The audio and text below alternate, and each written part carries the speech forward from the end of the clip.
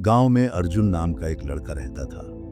वह पढ़ाई में बहुत तेज था और उसकी बुद्धिमानी व तेज सोच की सभी तारीफ किया करते थे।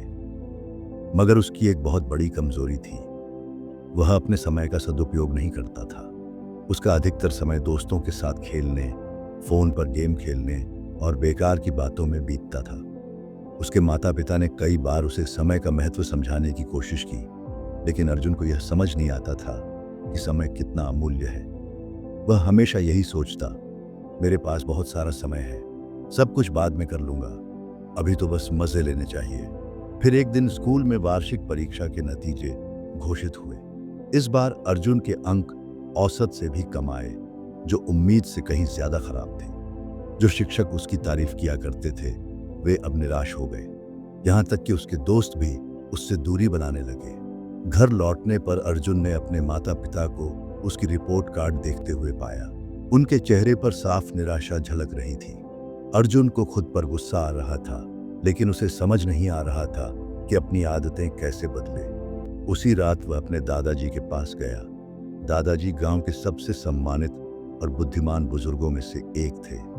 अर्जुन उनके पास बैठा और अपनी परेशानी साझा की।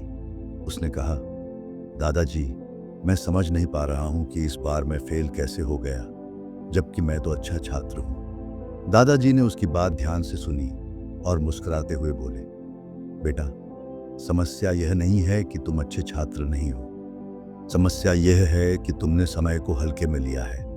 समय बहुत कीमती होता है। अगर इसे सही तरीके से इस्तेमाल किया जाए तो यह तुम्हें सफलता दिला सकता है, लेकिन यदि इसे बर्बाद कर दिया जाए तो यह तुम्हें पीछे धकेल देगा। अर्जुन ने उलझन में पूछा, लेकिन दादाजी, हमारे पास तो हमेशा समय रहता ही है। मैं इसे बाद में भी तो इस्तेमाल कर सकता हूं, है ना? दादाजी गंभीर हो गए और बोले, नहीं बेटा, समय बहती नदी के पानी की तरह होता है। जो एक बार बह गया वह कभी वापस नहीं आता। चलो, मैं तुम्हें एक कहानी सुनाता हूं, जिससे तुम समय के महत्व को बेहतर समझ पाओगे। दादाजी ने कहानी शुरू की। बहुत समय पहले विक्रम नाम का एक शक्तिशाली राजा हुआ करता था। उसके पास अपार धन दौलत थी, भव्य महल थे और अनगिनत सेवक थे। लेकिन विक्रम को अपना समय बेकार की चीजों में गंवाने की आदत थी। वह देर से उठता, दरबार में जाने की बजाय दोस्तों के साथ समय बिताता और हर काम को टालता, यह कहते हुए, कल कर लूंगा। एक दिन एक साधु राजा के दरबार में आया। उसने कहा, महाराज, आपके पास सब कुछ है, लेकिन आप अपनी सबसे अनमोल संपत्ति समय को व्यर्थ गंवा रहे हैं। अगर आपने इसे समझदारी से नहीं इस्तेमाल किया तो एक दिन आपको इसका गहरा पछतावा होगा। राजा इस पर हंस पड़ा और साधु की चेतावनी को अनदेखा करते हुए बोला, मेरे पास बहुत समय है, मैं जो चाहूं जब चाहूं कर सकता हूं। साधु ने चेतावनी दी, समय को हल्के में मत लीजिए, यह सबसे महान राजाओं को भी बर्बाद कर सकता है। पर राजा ने उसकी बात को गंभीरता से नहीं लिया।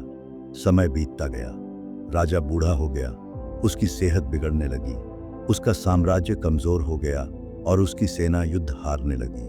उसकी प्रजा का उस पर से विश्वास उठ गया। तभी राजा को एहसास हुआ कि उसने अपना समय बेकार की चीजों में गंवा दिया। उसने साधु को ढूंढने की कोशिश की ताकि उसे कोई सलाह मिल सके, लेकिन साधु कहीं नहीं मिला। अब राजा को गहरा पछतावा हुआ, लेकिन तब तक समय हाथ से फिसल चुका था। उसकी सारी दौलत और ताकत उसे नहीं बचा सकी। अंत में राजा को यह सच्चाई समझ में आई कि असली खजाना धन नहीं बल्कि समय होता है। अर्जुन यह कहानी सुनकर गहरी सोच में पड़ गया।